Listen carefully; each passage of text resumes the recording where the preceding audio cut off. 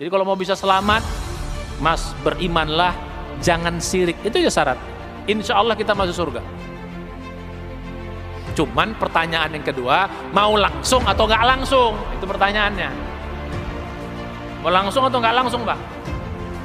Kalau mau langsung,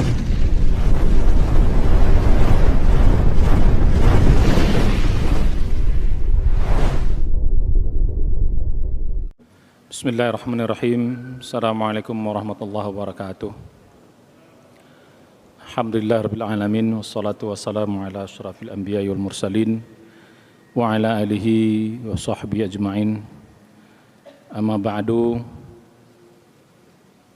Bapak sekalian, ibu-ibu, para jamaah salat zuhur rahimakumullah. Marilah kita senantiasa memanjatkan puji syukur kita kepada Allah Subhanahu wa taala. Pada hari yang mulia ini kita hadir di tempat ini dalam rangka thalabul ilmi. Mudah-mudahan kehadiran kita ini senantiasa diberkahi oleh Allah Subhanahu wa taala, mudah-mudahan jadi amal soleh kita. Mudah-mudahan iman Islam yang Allah berikan kepada kita terus Allah sampaikan hingga akhir hayat kita. Mudah-mudahan saat kita nanti semua dipanggil, kita dipanggil dalam keadaan husnul khatimah. Amin ya rabbal alamin. Salawat dan salam marilah kita sampaikan kepada junjungan kita semua Nabi besar Muhammad sallallahu alaihi wasallam dan juga kepada keluarganya, para sahabatnya hingga umat yang setia mengikuti jejak langkah beliau hingga hari kiamat. Mudah-mudahan kita semua tetap istiqomah mengikuti sunnah beliau semaksimal yang kita bisa. Mudah-mudahan di hari kiamat kita diberi kesempatan oleh Allah untuk mendapat syafaat dari beliau sehingga kita bisa masuk dalam surganya Allah. Amin ya rabbal alamin. Bapak sekalian, ibu-ibu rahimakumullah, hari ini kaji kita tentang sebagaimana disampaikan oleh moderator tadi, ya sebenarnya Allah menginginkan begitu banyak kebaikan kepada hambanya. Allah menginginkan kita manusia ini semuanya masuk surga. Tidak ada keinginan Allah menciptakan manusia, kemudian manusia itu dimasukkan ke dalam neraka, itu enggak ada. Ya, demikian. Jadi keinginan Allah menciptakan manusia, Allah ingin manusia ini mendapat rahmat Allah sebanyak-banyaknya. Ya, sebelum kita masuk kepada materi yang lebih dalam lagi, ya sedikit kita bahwa Allah menciptakan alam semesta ini dengan dua tujuan. Ya, Allah menciptakan alam semesta ini termasuk manusia di dalamnya. Ya, itu dua tujuan besar. Tujuan pertama adalah agar Allah bisa mencurahkan kasih sayangnya kepada makhluknya. Itu tujuan pertama. Jadi Allah menciptakan alam ini agar Allah bisa mencurahkan kasih sayangnya. Allah kan Maha Pengasih, Maha Penyayang. Itu sifat utama Allah Subhanahu wa taala. Maha Pengasih, Maha Penyayang. Ar-Rahman, Ar-Rahim. Kalau Allah tidak ciptakan alam semesta ini, siapa yang akan mendapatkan kasih sayang Allah? Kalau Allah cuma sendiri saja, tidak ada. Siapa yang tahu akan siapa kasih sayang Allah? Betapa maha rahmannya Allah, betapa maha rahimnya Allah, betapa hebatnya Allah. Enggak ada yang bisa merasakan. Maka Allah ciptakan alam semesta untuk bisa merasakan rahmannya Allah, kasih sayangnya. Maka dalam surah Ar-Rahman Allah katakan, Ar-Rahman khalaqal insan. Ya, jadi Allah ya Ar-Rahman 'allamal Qur'an khalaqal insan 'allamahul bayan. Jadi dalam ayat ini mengatakan bahwa Allah sifat Ar-Rahman itu dengan rahmannya lah dia mengajarkan manusia Al-Qur'an, menurunkan Al-Qur'an. Dengan rahmannya juga dia menciptakan manusia. Jadi ayatnya menunjukkan Allah menciptakan manusia termasuk juga alam semesta karena rahmannya Allah. Jadi itu yang pertama. Nah yang kedua, Allah menciptakan alam semesta ini tujuannya adalah untuk supaya Allah itu dikenal. Kalau tidak ada makhluk ini, siapa yang mengenal Allah? Bahwa dia maha hebat, maha segala-galanya, ya, maha rahman, maha rahim, maha aziz, maha ghafur. Siapa yang... Maka Allah ciptakan alam semesta ini agar Allah dikenal oleh makhluknya. Makanya kata-kata alam, disebut alam itu artinya supaya dikenal. Alam itu bahasa Arab artinya tanda, Pak. Mengapa alam disebut alam? Itu menunjukkan tanda adanya yang menciptakannya. Jadi kita ini merupakan tanda-tanda kebesaran Allah. Jadi Allah ciptakan kita supaya kita mengenal Allah, supaya Allah dikenal. Cuman jangan dipakai logika. Loh kalau gitu Allah pengen dikenal dong, Allah butuh dikenal dong. Tidak, berbeda dengan manusia. Kalau manusia punya kebutuhan, makin terkenal manusia makin untung kita, kan gitu. Kalau saya terkenal untung saya, dipuji orang lah, apalah, ya banyak lah, mungkin disiapkan macam-macam kalau ketemu. Tapi kalau Allah sebaliknya, Allah itu dikenal yang untung justru yang mengenalnya. Nah, beda manusia, beda Allah. Jadi gitu. Jadi Allah, kalau kita mengenal Allah, dia dikenal yang untung yang mengenalnya. Allah tidak mengambil keuntungan daripada kita. Ya, karena Allah tidak butuh manusia, tidak butuh makhluk. Allahu ghaniyun 'anil 'alamin. Allah itu maha tidak butuh atas segala alam semesta ini. Jadi justru kita lah yang butuh. Nah, jadi kembali kepada permasalahan kita. Jadi Allah menciptakan makhluknya supaya Allah bisa memberikan banyak kebaikan sama kita. Nah, termasuk kaitan dengan surga yang kita bahas. Tidak ada keinginan Allah menciptakan kita nanti dimasukkan ke neraka, nggak ada itu, Pak. Dari mana kita tahu itu? Dari 7 hal. Ini kita lihat dari 7 hal. Biar kita semakin yakin, semakin percaya betapa Maha Rahman Rahimnya Allah. Pertama, lihat ketika Allah menciptakan manusia, pertama kali manusia ditaruh di mana? Nenek moyang kita, Adam dan Hawa, diletakkan di mana? Sebelum diturunkan ke muka bumi sebagai khalifah, ditaruh di mana dulu? Ditaruh di mana dulu? Di surga. Wa qulna ya Adam uskun anta wa zawjukal jannah wa kula minha ragadan haitsu syi'tuma. Wahai Adam, sebelum kau kuturunkan ke bumi sebagai khalifah, itulah tujuan penciptaanmu jadi khalifah di bumi, ditaruh dulu di surga. Silahkan kau hidup suka hatimu di surga dengan penuh kenyamanan, kenikmatan. Jadi Allah taruh dulu di surga untuk mengasih tahu kepada Nabi Adam, wahai Nabi Adam, wahai Hawa, inilah kampung halaman kalian, surga ini. Jadi kampung halaman kita, Pak.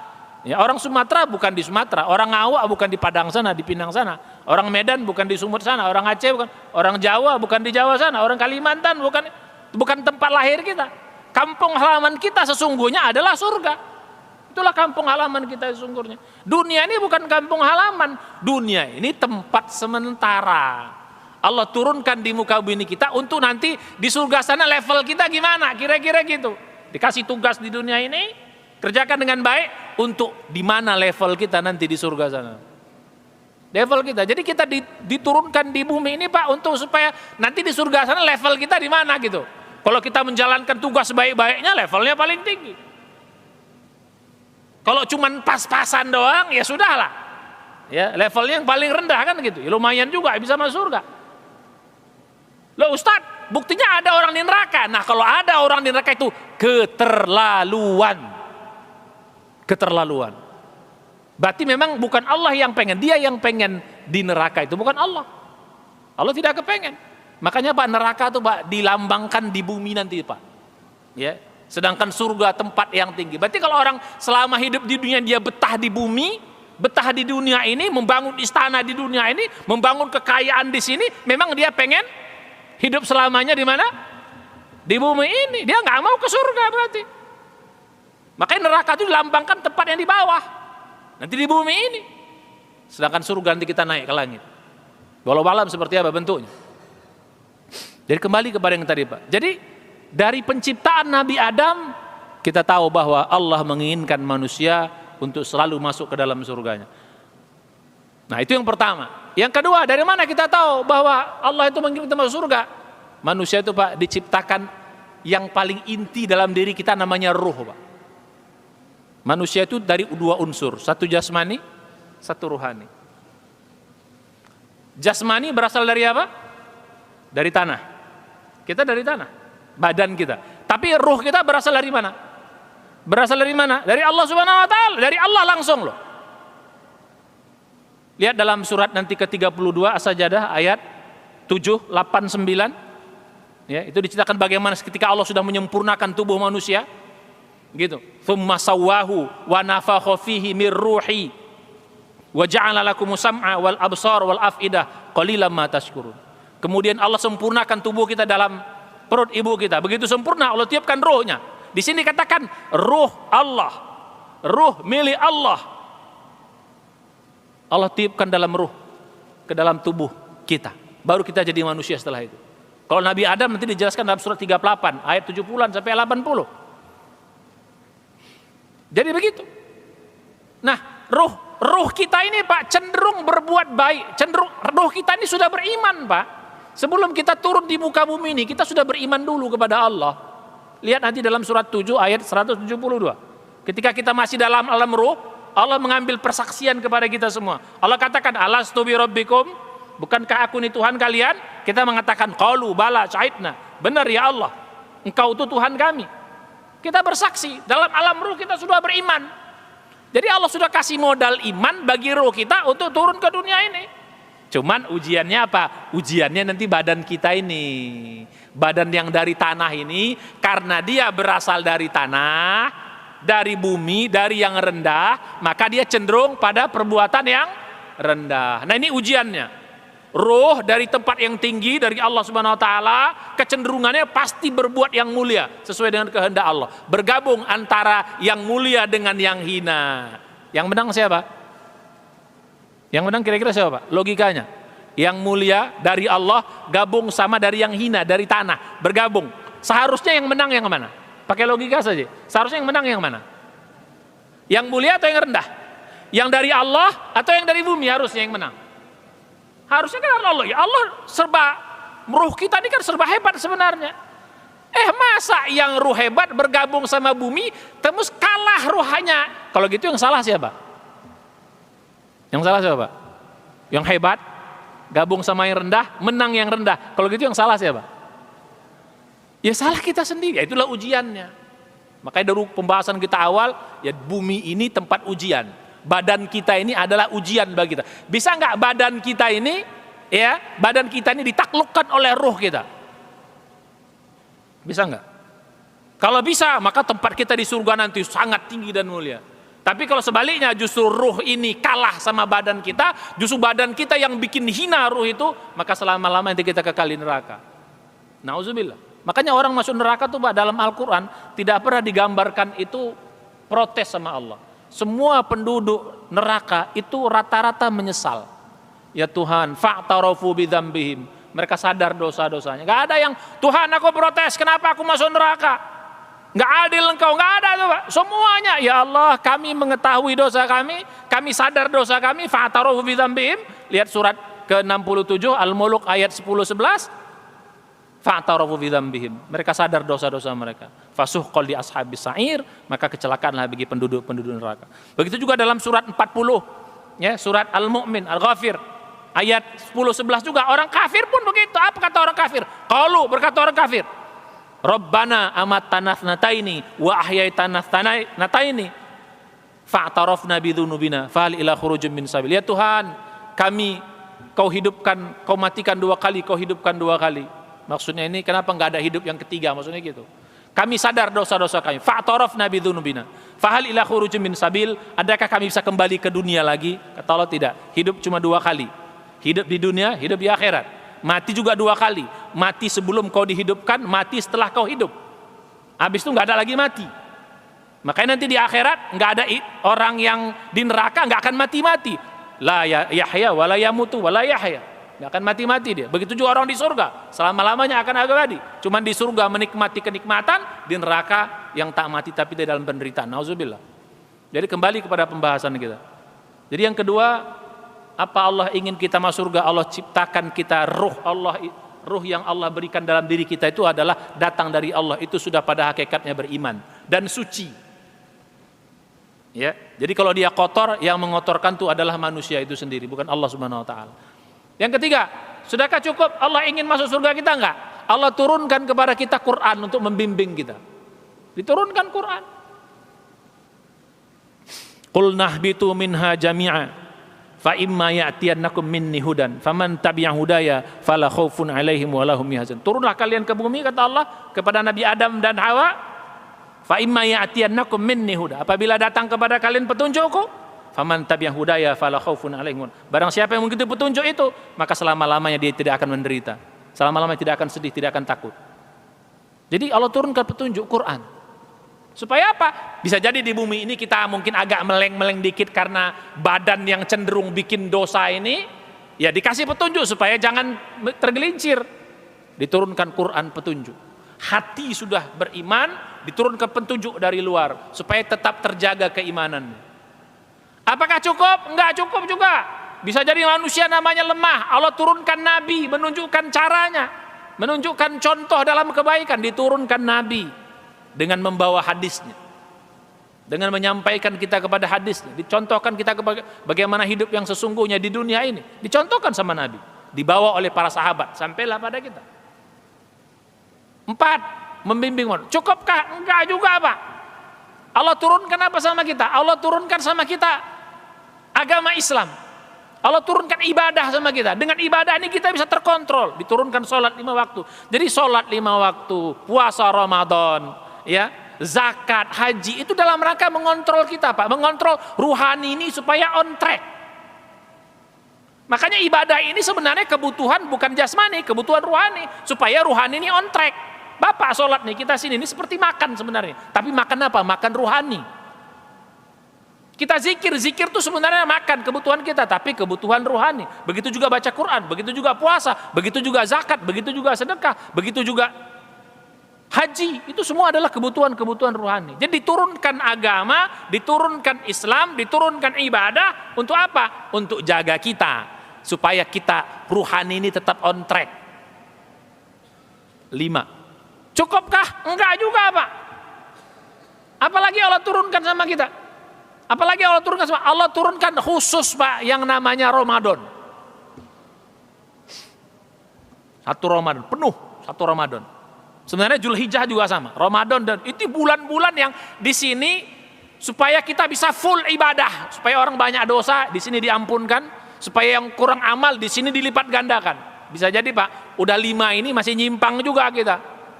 Kurang amal banyak dosa. Diturunkanlah Ramadan, diturunkan juga Zulhijjah.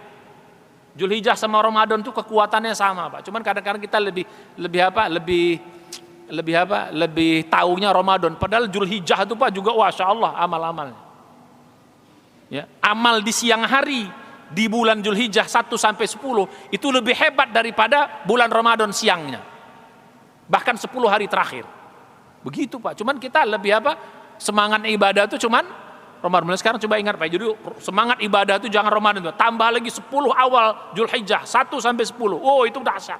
Kata Nabi, tidak ada amal yang terbaik yang diberikan kepada kita oleh lebih baik daripada hari-hari dari 1 sampai 10 Zulhijjah itu.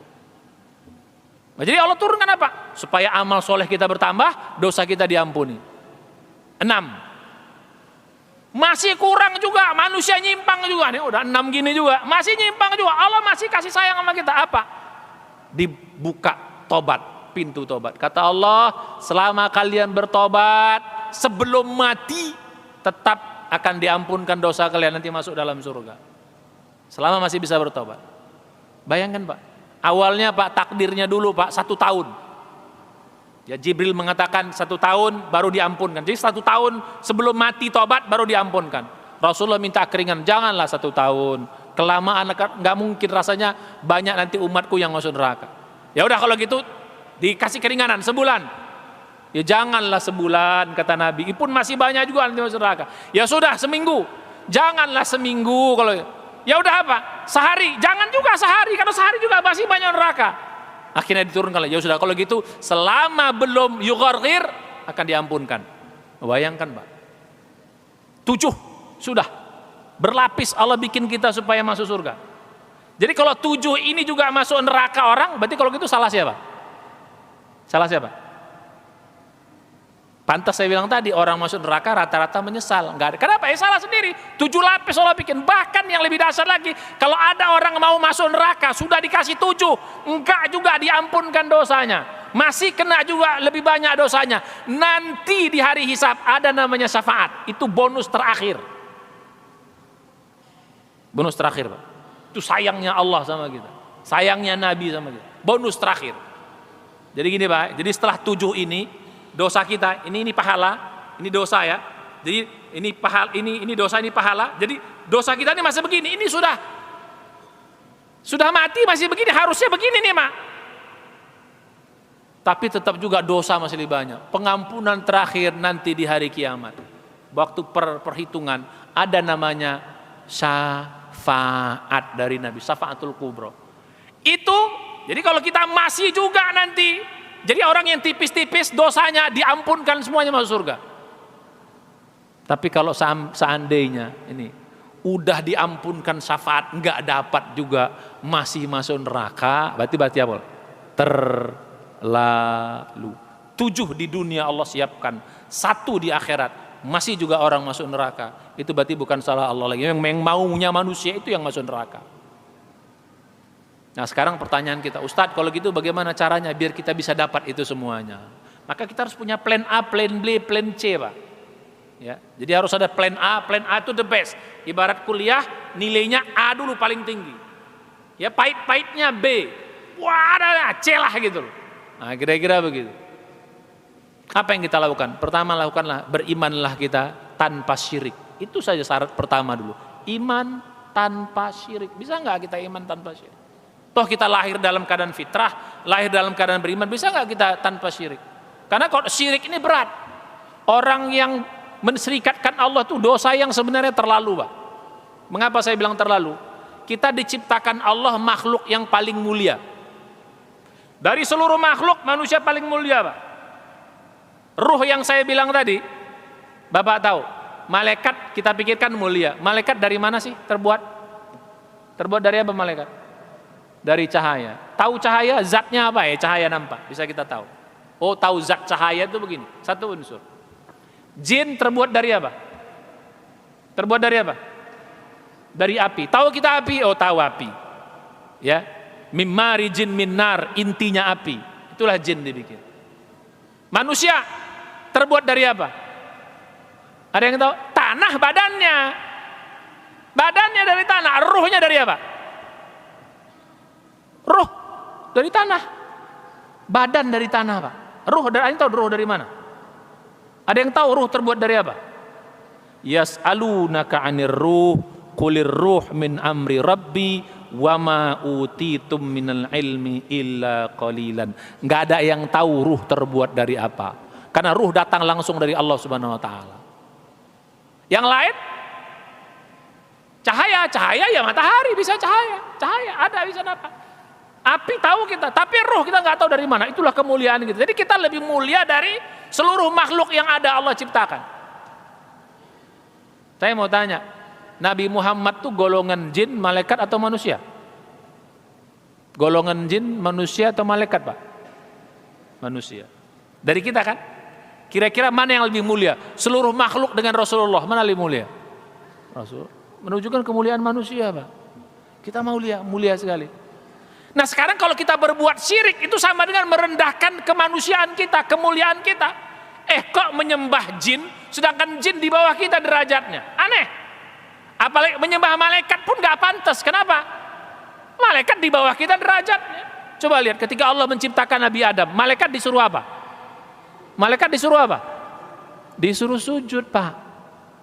Menunjukkan kita lebih mulia, disuruh sujud. Walaupun sujudnya sujud penghormatan Pak ya, bukan sujud ibadah. Sujud itu ada 2, sujud penghormatan, sujud ibadah. Sebelum Rasulullah datang Pak, sujud itu kita boleh kepada manusia. Boleh. Tapi sujud menghormat. Jadi orang dulu kalau hormat sama raja, hormat sama orang tua boleh sujud. Dulu sebelum Rasulullah. Boleh. Ya itulah sujudnya malaikat kepada Adam. Nah Bapak juga lihat Al-Quran, sujudnya orang tua Yusuf beserta 11 saudaranya kepada Yusuf. Lihat, surat Yusuf itu Pak, itu bapaknya Yusuf itu siapa? Nabi Yakub, ibunya Yusuf, 11 saudara Nabi Yusuf, itu semua sujud ke Nabi Yusuf. Lihat nanti dalam surat. Makanya ketika Yusuf masih kecil dia bermimpi apa? Wahai bapakku, aku bermimpi apa? Matahari, bulan, dan 11 bintang kulihat sujud kepadaku. Tafsirnya apa itu? Itu surat awal, ayat 100 dijelaskan. Tafsirnya adalah seluruh bapaknya, ibunya, dan 11 saudaranya sujud sama dia. Ketika dia diangkat jadi raja, semuanya sujud sama dia. Tapi sujud apa? Sujud penghormatan. Setelah Rasul lahir, setelah Rasul diangkat jadi Rasul, syariat sujud kepada manusia dihapus. Makanya ada hadis yang cukup terkenal. Kalau seandainya kata Nabi, aku diboleh memerintahkan manusia sujud kepada manusia lainnya, maka aku perintahkan istri sujud kepada. So, itu ada hadisnya Pak, sahih hadisnya. Jadi begitu Rasulullah diutus jadi tidak ada lagi syariat apa? Manusia boleh sujud kepada manusia lainnya. Karena khawatir diapain nanti disalahgunakan. Makanya akhirnya kembali kepada tadi. Jadi begitulah hebatnya kita. Jadi kalau ada orang berbuat syirik, itu berarti sama dengan merendahkan kemuliaannya sendiri. Siapapun yang dia sembah kecuali Allah. Termasuk nggak boleh kita menyembah sesama manusia. Orang selevel kok menyembah. Hatta menyembah Nabi Muhammad pun kita nggak boleh. Karena secara kemanusiaan kita sebenarnya selevel. Walaupun secara derajat dia lebih mulia. Nggak boleh, karena yang berhak kita sembah hanya siapa? Allah Subhanahu. Tidak ada yang lebih hebat dari kita kecuali Allah. Maka hanya Allah yang berhak kita sembah. Yang lain tidak pantas. Nah, balik kepada yang tadi. Jadi kalau mau bisa selamat, mas, berimanlah, jangan syirik. Itu aja syaratnya. Insya Allah kita masuk surga. Cuman pertanyaan yang kedua, mau langsung atau nggak langsung? Itu pertanyaannya. Mau langsung atau nggak langsung, Pak? Kalau mau langsung, yang kedua syaratnya, beramal solehlah sebanyak-banyaknya. Langsung, insya Allah Pak, beramal soleh sebanyak-banyaknya. Ya, dengan ikhlas tentunya, jangan riya, jangan apa. Jadi amal soleh ini insya Allah bisa sholat. Kita lakukan aja sholat tepat waktu, ya. Sholat Ramadan kita kerjakan ini, insya Allah kita akan masukkan dalam surga kita. Asal jangan bikin syirik aja. Tapi Ustadz, ya, bagaimana kalau ada orang udah rajin sholat juga masih masuk neraka juga? Nah, itu keterlaluan Pak, nomor 3. Kalau ada juga orang sudah beramal soleh masuk neraka, itu berarti apa? Yang ketiga, dosanya banyak banget yang dia nggak pernah. Maka syarat yang ketiga apa? Kalau mau langsung masuk surga, perbanyak tobat. Itu saja 3 syarat. Mudah atau susah nih? Iman tanpa syirik. Yang kedua, kerjakan kewajiban-kewajiban. Yang sunat-sunat tuh gak usah pun gak apa-apa, asal yang wajibnya benar. Yang ketiga apa? Perbanyak tobat. 3 aja, masa susah banget sih 3 ini? Makanya mulai sekarang Pak, tiap hari adalah bertobat. Ya kalau kita tahu, dulu Ustadz saya banyak kali dosanya, saya dulu sholat saya banyak bolong-bolongnya, puasa pun saya banyak. Apa sekarang? Udah, tobat saja sekarang perbanyak. Doanya sederhana, apa? Astaghfirullah wa atubu ilaih. Cuma itu saja kok, perbanyak. Astaghfirullah wa atubu ilaih. Coba sama-sama. Astaghfirullah wa atubu ilaih. Astaghfirullah wa atubu ilaih. Astaghfirullah wa atubu ilaih. Banyak saja. Apa arti astaghfirullah? Allah, aku mohon ampun dan aku bertobat. Coba perbanyak. Masa nggak bisa ketiga? Nah, kalau 3 ini nggak bisa kita lakukan, akhirnya masuk neraka. Kalau itu salah, ya salahnya. Dia lakukan syirik, atau kedua dia nggak beramal soleh. Ya, yang ketiga udah beramal soleh masih nggak mau tobat juga, ya itu keterlaluan. Walaupun nanti selama dia tidak syirik tetap bisa masuk surga. Tapi apa? Neraka lu kan ya jangan nggak apa-apa lah Ustadz, masuk neraka sehari 2 hari nggak apa-apa, yang penting usah. Jangan Pak, jangan Bu. Kenapa? 1 hari di neraka itu sama dengan 1000 tahun di sini gitu loh. Jangan pernah bermimpi walau 1 hari. Itu orang Bani Israel yang ngomong gitu. Lan tamasana naru illa ayyaman ma'dudah. Kami nggak akan masuk neraka kecuali beberapa hari saja. Itu perkataan orang Yahudi Nasrani itu. Kita nggak boleh ngomong gitu. Mereka pikir mereka cuma berapa, ternyata mereka selama-lama di sana kalau mereka tidak beriman kepada Allah dan Rasulnya.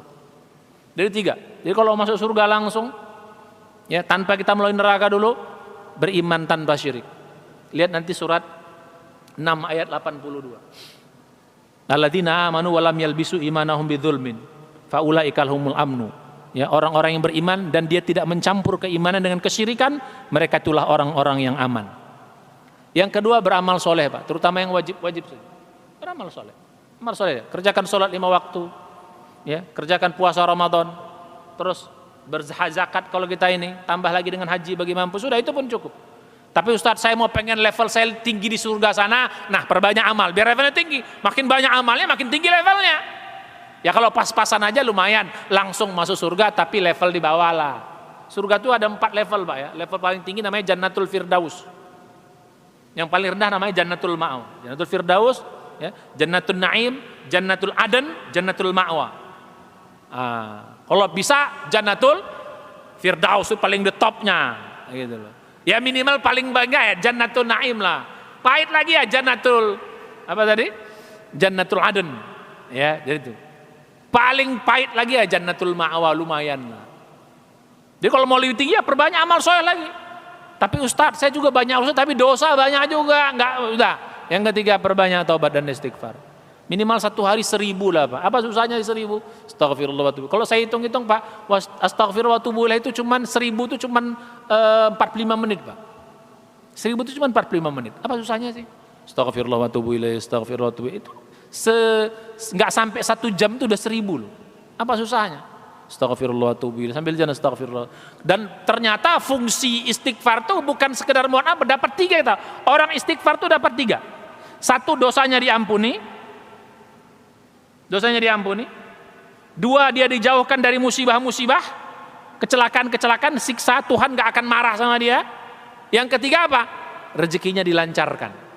Setiap kesulitan dimudahkan. Jadi istighfar itu Pak bukan sekedar dosa diampuni, tapi apa? Allah gak marah sama kita, gak murka sama kita. Biasanya orang banyak dosa kan Allah marah. Ini enggak, dengan banyak istighfar Allah tahan.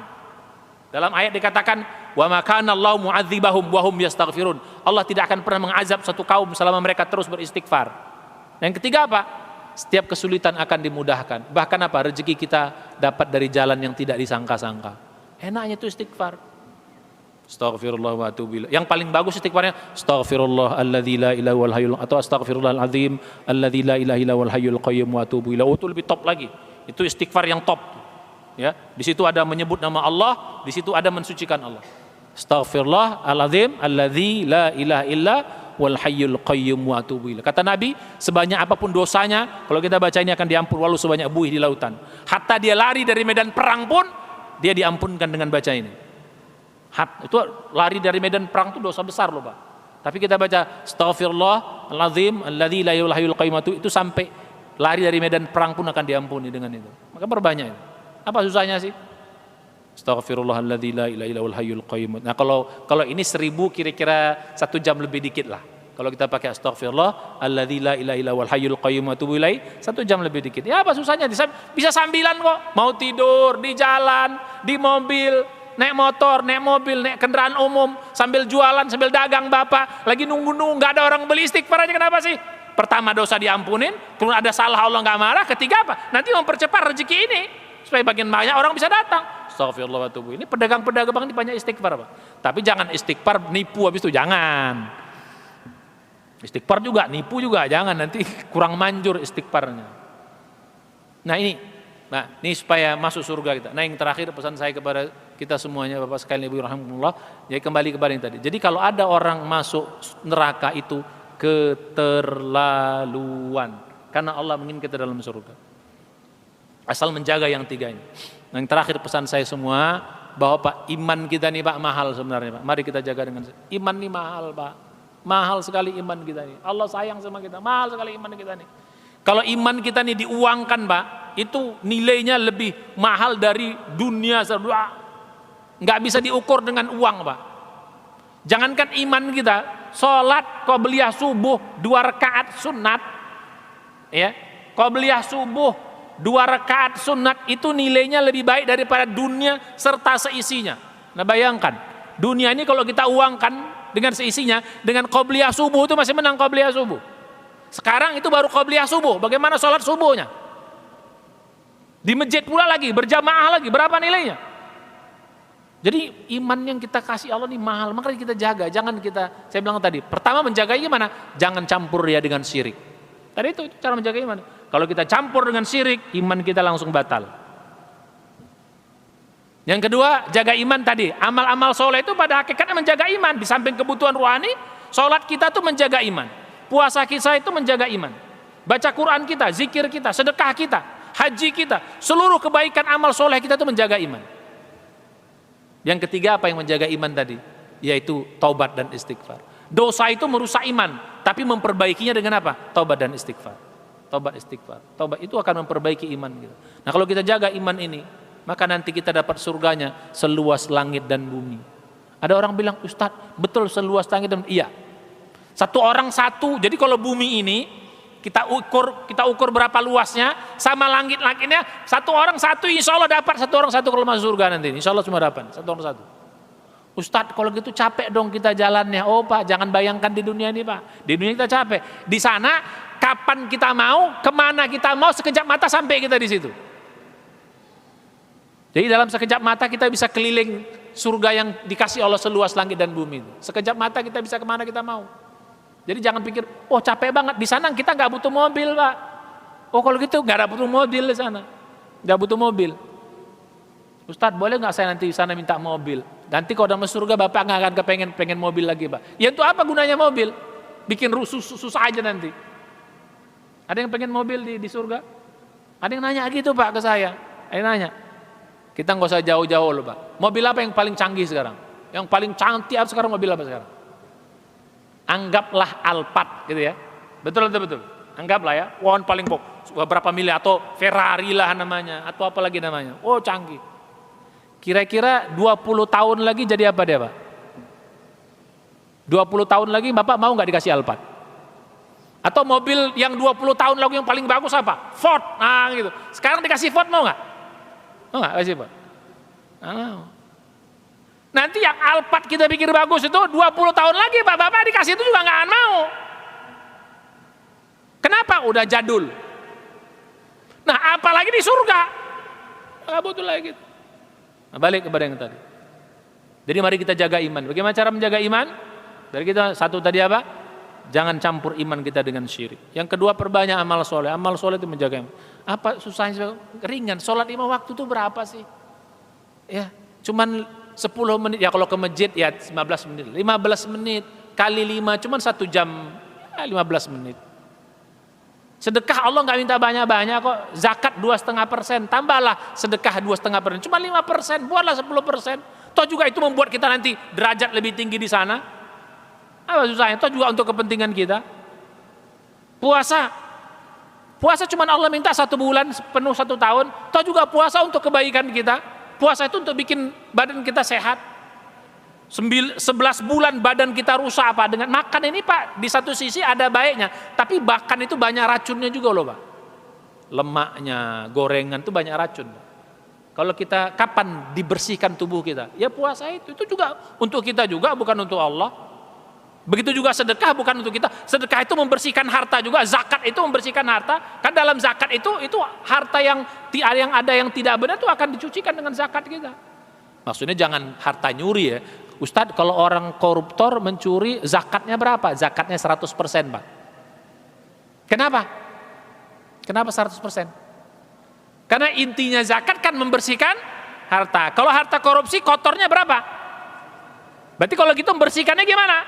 Iya 100%. Jadi kalau ada orang bertanya, Ustadz zakat mencuri, zakat korupsi berapa persen? 100%. Nah kalau kita bilang kira-kira 100%, ada nggak orang mau nyuri Pak? Kalau dia niatnya mau zakat, ngapain aku nyuri? Harus ku ambil, ku kasih lagi semuanya ya. Kalau dia beriman. Nah balik kepada yang tadi.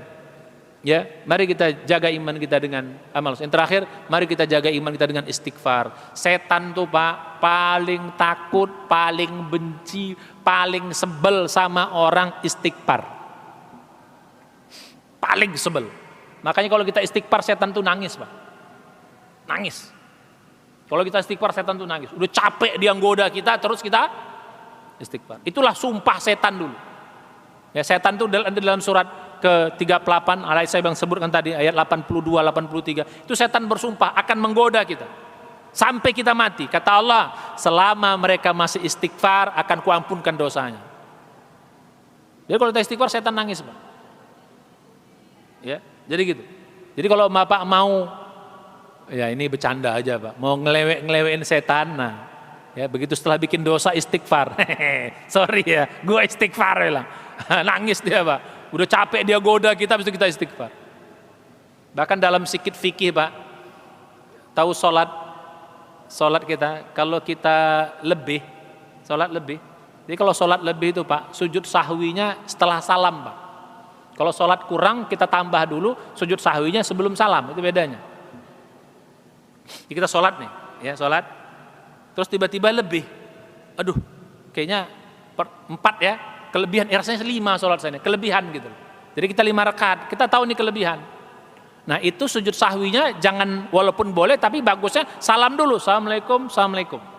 Habis itu baru Allahu Akbar sujud sahwi. Kenapa? Itu bikin setan nangis. Kenapa? Begitu lebih dia lebih, dia bilang asik. Habis itu kita sujud sahwi, alamak jang, dia sujud sahwi, diampunkan lagi dosa kita. Nah, jadi kalau mau bikin setan tersiksa, ngapain? Kalau mau bikin nyiksa setan, perbanyak istighfar. Nah sekarang demikian, mudah-mudahan nih kalau kita jaga 3 amal nih, jangan syirik, itu juga nggak terlalu sulit lah, ya. Tapi tetap harus berusaha. Yang kedua, perbanyak amal soleh, terutama yang wajib-wajib, tambah yang sunat-sunat untuk menambah derajat kita di surga sana. Yang ketiga, perbanyak taubat dan istighfar.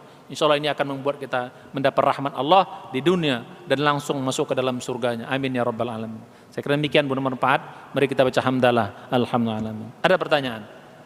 5 menit. Ini bapak pedagang-pedagang, Pak, banyak istighfar, Pak, ya. Itu memperbanyak rezeki. Ya, insyaallah istighfar, astagfirullah terus. Ya.